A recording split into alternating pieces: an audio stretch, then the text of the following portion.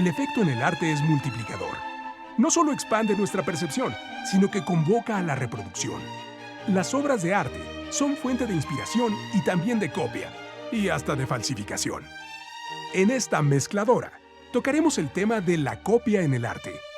Veremos que esta experiencia pasa por la copia como uso y reverencia, la copia como abuso y la copia como fechoría, lo cual se llama falsificación, y cuando es en masa, piratería. La copia en el arte. La copia en el arte es tan antigua como el arte mismo. No hay forma de determinar de una sola manera, o con un solo juicio, la falsedad de una obra. Es con la actitud que se haga que se define si se trata de una copia o de una falsificación. Veremos también que existe la copia como experiencia creativa y la copia como fraude. Digamos, las intenciones, me parece evidente. La copia es eso, es una copia. La falsificación es querer hacer pasar algo por otra cosa, ¿no? Es decir, la falsificación tiene, digamos, una intención muy precisa, como la copia la puede tener, pero muy distinta, ¿no? Es decir, falsificar es para engañar. Cuestionar un poco el rollo que existe entre la verdad y la mentira. O sea, que en el arte que es original o que nos hace originales para generar ideas o productos originales y qué es lo falso, que es algo que pretende ser una cosa que no es. Y hay como una esencia y una cantidad de conceptos que me llamaban mucho la atención. No es fácil encontraros servicio, mamá. Nadie os aguanta. Pero una puta. Eso no justifica que seas una grosera con ella. No me gusta que una extraña me vea falsificando chagales. La exposición Originalmente Falso se presentó en la Galería OMR en abril del 2011. Fue durante Maco.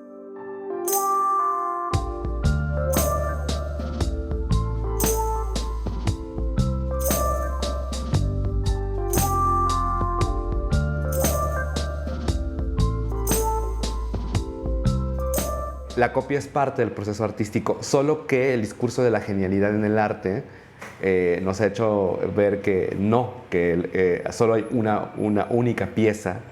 Hay falsificadores que efectivamente dominan una técnica y pueden casi lograr hacer pasar o han logrado hacer pasar piezas por buenas. Dentro de la obra falsa también es importante resaltar que hay el obviamente falso, que lo ve uno y dice, no, una Frida que dicen que es una tortuga con dos cabezas, entonces vacilas, es obviamente falso, no hay ni que verlo. Es como si yo ahorita pasa aquí enfrente un caballo, les digo, ¿qué les parece mi gran danés? No, fíjese que no es gran danés, obviamente es un caballo. ¿Cómo que gran? Es que me dijeron que era gran danés, pues no, es caballo. Una copia es una cosa. Y cuando se hace normalmente un falso, son como un collage de alguna manera. O sea, un falsificador como que estudia al artista y toma un pedacito de aquí, un pedacito de aquí, un pedacito de aquí, un pedacito, la forma y genera una obra nueva de alguna manera. La propia dinámica y riqueza del arte propicia que las copias o los copiones sean en un momento respectivamente obras y artistas. Es el caso de la paradójica apropiación en el arte. Trabajo mucho con la copia, ¿no? O más bien la apropiación. Jugué con esta confusión pública de los perros, ¿no? Entonces reproduje una serie de perros prehispánicos. Ahí el plagio también tiene, digamos, una especie de mala intención. Pero el plagio, como dije al principio, es un motor del arte, ¿no? Yo creo que la misma idea, ahí sí lo podemos asociar con copia, es algo que puede hacer que el arte evolucione. Yo creo que sin plagio no hay arte vivo, ¿no? Siento que el arte no tiene límites. Si aplicamos estas leyes y estas cosas, desde el mismo Duchamp con el urinario pudo haber tenido demanda de derecho de autor quien diseñó y quien hizo el mingitorio. Nunca vamos a saber la identidad del falsificador, no sabemos si es la mayoría de los casos que pude encontrar a la hora de meterme al mundo de los falsos y demás, es que la mayoría son artistas, que pues no tuvieron éxito, quizá fama, o no pueden sostenerse de su carrera, pero tienen los medios técnicos que son los que hacen que falsifiquen obras, o los mismos asistentes de ciertos artistas que saben los materiales y Hay casos donde creo que unos artistas tiran sus cosas a la basura y de repente la gente se roba la basura y los bocetos arrugados los venden. Inevitablemente todos de repente nos hacemos una copia. En el caso de los géneros artísticos, la copia y sus astucias implican diferentes niveles y casos. La fotografía, por su propia naturaleza, a la vez estética y periodística, plantea una particular situación respecto al fenómeno de la copia. También está la otra parte sobre la cuestión del original y la copia. Por ejemplo, salgámonos del arte y vayamos al terreno del periodismo. Concurso WordPress Photo, que es importantísimo a nivel mundial. Bueno, este es un referente en realidad, como bastante mediatizado. Tiene esta cualidad de que casi siempre no hay una edición en la cual alguno de sus ganadores o tenga una foto que adolezca de algunos efectillos técnicos, que la imagen, por ejemplo, gane bajo sospecha de que esté excesivamente retocada. Digo, uno de los ganadores de la edición pasada, con una foto de indignación de padres que perdieron a sus hijos en la Franja de Gaza, se sabe, había una argumentación de parte de otros fotógrafos de que la iluminación estaba excesivamente controlada, pero que también incluso algunos sugerían que incluso es un grupo de varones cargando estos niños muertos en un callejón. En realidad ni siquiera el callejón era de la toma original, ¿no?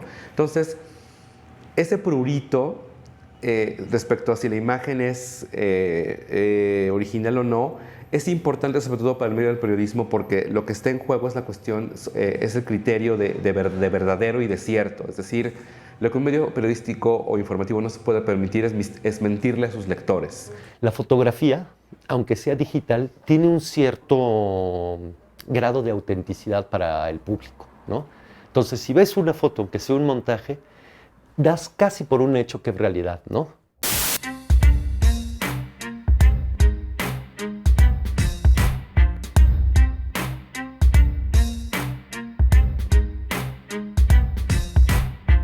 Y esto nosotros lo usamos, si la copia la usamos nada más como aprendizaje, está bien hecho, ¿sí? Pero no como con el fin de lucrar con ello, ¿no? La copia en el arte es también un juego de espejos. Por su parte, los artistas, los autores de la obra, tienen legalmente la última palabra, aunque su juicio depende de muchas variables. Decían algunos otros artistas que la única forma de saber que una obra era original era que el propio artista la autentificara. ¿Es así? No. Hay artistas que han autentificado obras que no son de ellos. Hay artistas que han negado obras que sí son de ellos. Hay, por distintas razones, hay artistas que se han olvidado que una obra la hicieron y al cabo de 25, 40, 50 años la desconocen. Hay artistas que firman una obra como lo hacía Salvador Dalí, y firmaba papeles en blanco y luego se mandaban a hacer los trabajos a los talleres. Entonces él decía que sí era de él y no era de él. Y ha habido problemas gravísimos, la obra gráfica de Dalí en el mercado del arte. Velador. ¿Un teléfono? ¿Usted sabía lo de Maple, maestro? No creí que quería decir amable. ¿Usted vivió en Buenos Aires alguna vez? Nunca. En América Latina nunca ha estado, maestro. No hablo más ahora. Cante usted tanto como quiera, pero yo ahora me concentro en las cosas. Entonces vamos a despedirnos ya del público. ¿Se puede volver a darle la mano? El dedo pequeño porque es la única manera legítima de poder continuar trabajando. Gracias, maestro. Le noto los bigotes un poco disparejos hoy. Porque me voy mañana. En la cosmogonía.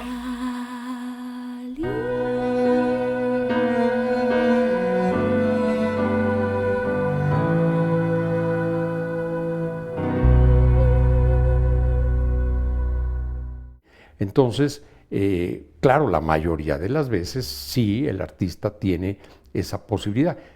A lo mejor legalmente, si él dice que sí, pues es de él desde el punto de vista legal, pero eso no quiere decir que realmente lo sea, y al revés. Entonces, hay obras auténticas que han sido negadas por un artista, entonces legalmente son falsas, realmente son auténticas, y al revés. Estrictamente hablando, es aquella que se realiza con dolo, o sea, para engañar a alguien. imitando el estilo que comentaba yo de un artista, imitando los pigmentos que usaba, las telas, en fin.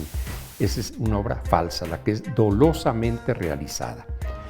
Hay otro tipo de obras que no son falsas, que son atribuciones erróneas, cuando no hay mala fe.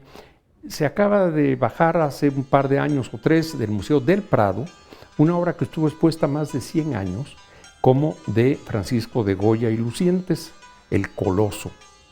Bueno, pues hace 2,5 o 3 años, los directivos del museo y sus curadores y sus expertos dijeron, no es de Goya.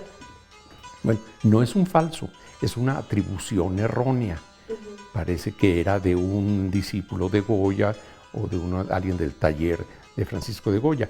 Entonces, cuando hay una atribución errónea es cuando no hay dolo. Y puede ser con respecto a un artista o con respecto a una época, decir, esta es una virgen del siglo XVIII. No, después se investiga que es del XVII o del XIX.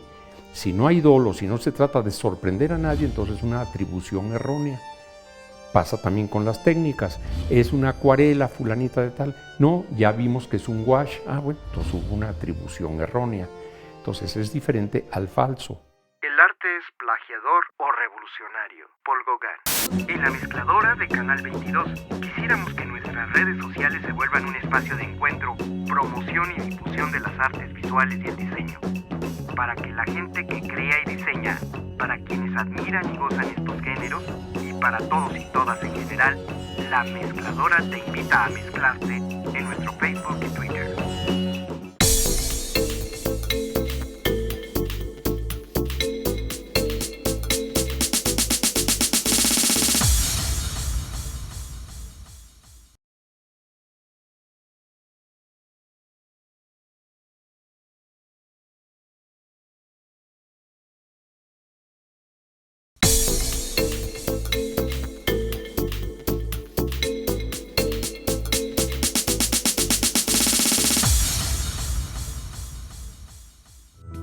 En el discurso de la copia también hay mitote, escándalo y sospecha. Corre la leyenda urbana que algunas obras que veneramos en los museos son, por razones prácticas, soberbias falsedades. Por ejemplo, si tú tienes que restaurar una obra de arte y la tienes que tener expuesta en un museo, muchas veces la gente llega con flash y demás, se puede deteriorar. Entonces, bueno, los mismos museos también a veces exponen copias piratas de las obras también para protegerlas. Repito, es muy ambigua la pregunta, la verdad es que sí tendría que ser un poquito más centrado en algún tipo de contexto. La verdad es que no podría declararme al 100% a favor o en contra de alguno. Decía Balzac que la inspiración es la ocasión del genio. Y en nuestro tema, puede ser que el tuerto sea la ocasión del falso. Hay obras que nacen inocentes, se convierten en bandidas. Por ejemplo, imaginemos que el abuelo de un amigo mío, que era ingeniero civil, salía los sábados y domingos a pintar con su caballetito, porque era un aficionado, y salía a pintar aquí por la Jusco. Hablamos del año 1932, 33. Bueno, dejó esas piezas, no las firmaba, se las dejó a su esposa a sus hijos, nietos y bisnietos. Y mi cuate un día se encuentra con una pieza de estas en el closet, no sabe de dónde salió, y a lo mejor la cuelga, y un amigo le dice, oye, ¿este es un Clausel? Ah, caray, ¿de qué se trata? ¿Por qué crees? Mira, vamos a analizar los pigmentos, no, pues 1930. La tela, 1930-40. ¿Es un paisaje? Es un paisaje. ¿De la Jusco? De la Jusco. ¿No está firmado? No.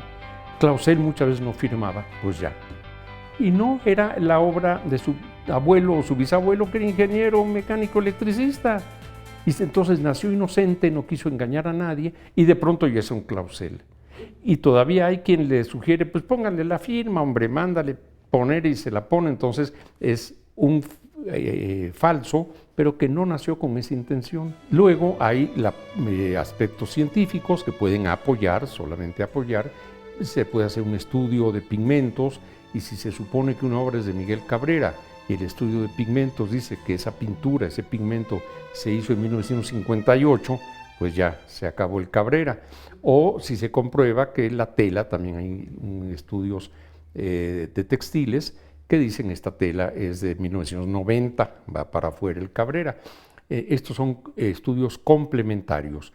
que van a avalar la opinión de los conocedores, de los expertos, ¿no?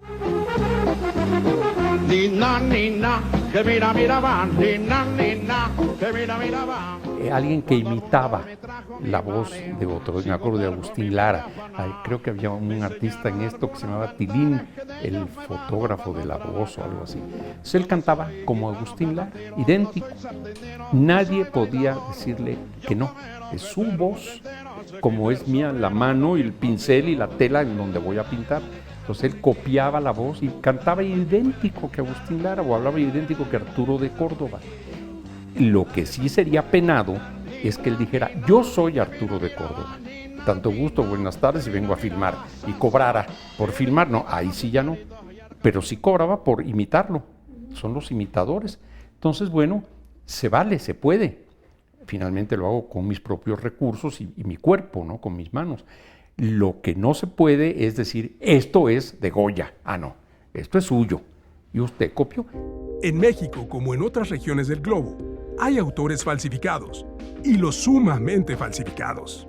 En México, el que yo tengo registrado con mayor número de falsos es Diego Rivera, seguido por Dr. Atl, que aquí tenemos un horror de supuestamente Dr. Atl. Este es uno de los obviamente falsos. Y luego sigue mucha obra de Tamayo, sobre todo gráfica, que aquí también tenemos una, gráfica falsa. Por supuesto, Frida Kahlo. A mí me llega un Frida supuesto cada semana. Se les hace muy fácil y unas faltas terribles de todo, con la calidad dibujística que tenía Frida y la emoción de su línea. Entonces, un montón de cosas. Voy a sacar un libro y así van. Me han llegado hasta tizianos falsos. Una vez un señor que me decía, quiero ver si esta pieza de Tiziano es auténtica. Mire, con todo respeto, le puedo decir que Tiziano era un pintor de reyes. ¿De dónde viene esta pieza? No, pues de mi abuelo. Está bien, ¿qué rey era su abuelo?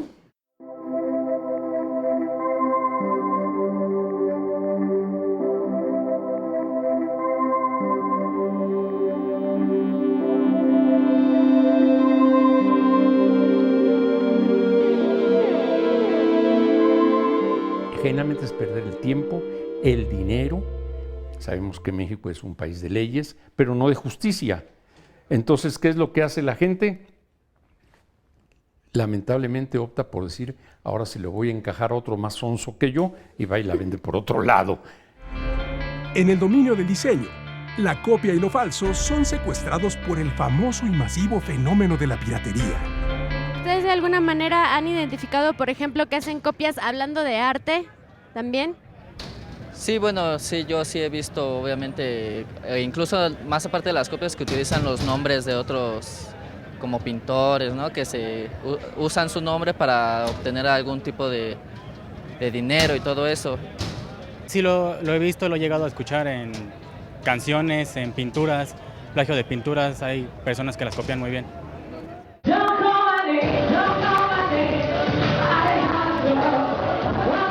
El espejismo en la piratería puede encarnar en ídolos, como es el caso de la superproducida imitadora de Lady Gaga, Donna Marie, quien ha hecho una copia de ella, incluyendo la copia sorprendentemente puntillosa del polémico vestuario de la intérprete de Alejandro.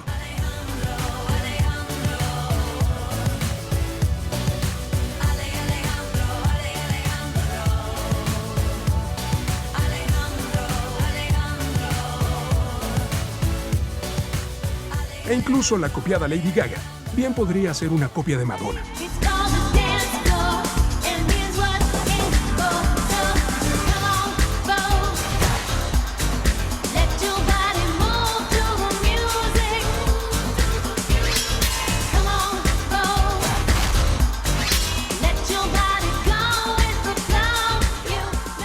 A quien también copia Yuri.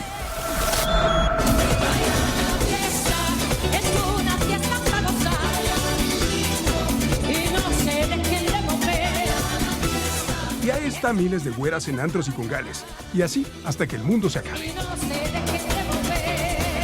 Caliente que te pone a sudar, un baile. Un baile caliente que te pone a brincar, un baile. La piratería en el diseño puede conducir al humor involuntario de traer un Ferrari con motor de Toyota, como hace poco hicieron los piratas en Madrid. De cualquier forma, en el arte y el diseño, existen leyes vigentes en el país que protegen la autoría. Dentro de la falsificación de una obra, cualquier tipo de conducta que lleve a cabo la reproducción de una obra va a ser castigada. Entonces, el hecho de que tú lleves a cabo una copia de una obra, cualquier tipo de copia, es considerada como una reproducción. Y el derecho de reproducción es un derecho exclusivo del autor, del titular del derecho, ¿no? Autor o el titular. Y en este caso existen diversas figuras, más bien infracciones, distintas acciones que el autor puede llevar a cabo para perseguir una reproducción autorizada de su obra. Si no estamos frente a esa certeza de que la obra ha pasado a dominio público, requerimos autorización del autor invariablemente. ¿Qué opinas de esto? ¿Has sabido? Sí, también obras de arte, pinturas, fotos y eso, pues sí, he sabido que ha habido robos en casa también de todas estas obras de arte y pues está mal también que se la roben, ¿no? Ahora sí que también es, como les repito, es mafia, todo eso es mafia que buscan, ahora sí que piratear y robar al autor o así. Y eso desgraciadamente no se puede contener, es una cosa que si las autoridades no hacen algo y no lo aplican desgraciadamente con la misma autenticidad de las piezas en el registro, por ejemplo, cuando se registra una pieza, muchas veces no se respeta ese registro. O cuando uno se da cuenta ya la copia está triplicada. Desgraciadamente no estamos exentos de eso. Si estamos hablando de una reproducción que está haciendo a gran escala y con dolo, entonces podría caer incluso en el delito, en el tipo que conocemos, que no está tal cual, pero que conocemos como piratería. Una de sus principales funciones del indautor es la difusión de la materia, ¿no? Y la difusión de los trámites. La percepción de todo ciudadano generalmente relativo a algún trámite es, lo primero que piensa es la burocracia y es un trámite súper complicado y me va a tardar horas, me van a llevar de una ventanilla a otra. El trámite de registro es muy sencillo. El caso de los diseñadores. Bueno, el registro en marcas no se hace aquí con nosotros, se hace en el INPI, Instituto Mexicano de la Propiedad Industrial.